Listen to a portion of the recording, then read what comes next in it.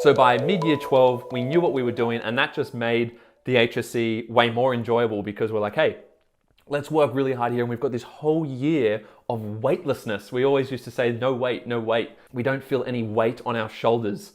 And that's such a beautiful experience. As I said, no responsibilities, no liabilities, no burdens beyond just caring for yourself. And I know that sounds very selfish, but here's the thing, thinking back to it, it's the time to be selfish.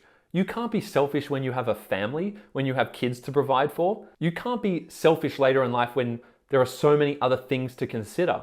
But you can be selfish, and I don't mean selfish in like an evil way, but it's just the reality. You are doing this all for yourself. And in fact, there's a good argument that being selfish in your early 20s and developing that sense of character, that resilience, is actually selfless in a way. It's going to make you a much stronger person to face what's to come in life. And life's full of all kinds of ups and downs. I know that's a cliche thing, but so true. And I don't even know the half of it. I'm still young and I don't have my own family yet. But when you finish year 12, when you're out of high school, that is the time to be selfish. Go and experience the world. Go and expose yourself to all of these new cultures, because that is going to make you a more confident person. You're going to be more resilient, more agile, and you're going to have a heightened sense of self-awareness. You will make mistakes once again, but you will learn from those mistakes. Just make sure they're not fatal.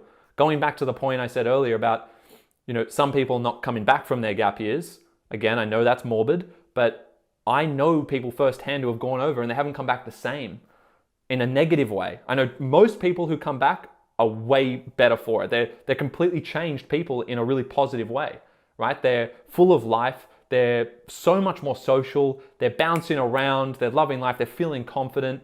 They've met all these people. They've really put themselves out there. And the more you put yourselves out there, this is a really important point, the more you will grow as a person. Some people go on these gap years, they just stick to themselves and they don't go out that much. And I'm not saying you have to go out to nightclubs all the time or anything like that, but they'll just stay in their own group where they're comfortable. And that is not going to lend itself to huge growth. I think you're gonna have a much better time if you can put yourself out there, get used to feeling a little bit uncomfortable, meeting new people, having to introduce yourself. Yes, it's exhausting. Yes, it's very hard if you're extremely introverted, but I think that is a really great skill to cultivate, and it's going to make you a much stronger person. And I think you'll have a better time overall if you can do that and get used to doing that. Some people were literally put into hospitals because they were kind of losing their minds, and people got caught up with drugs. And look, you need to be careful about things, but at the same time, this is a once in a lifetime opportunity and you need to make the most of it.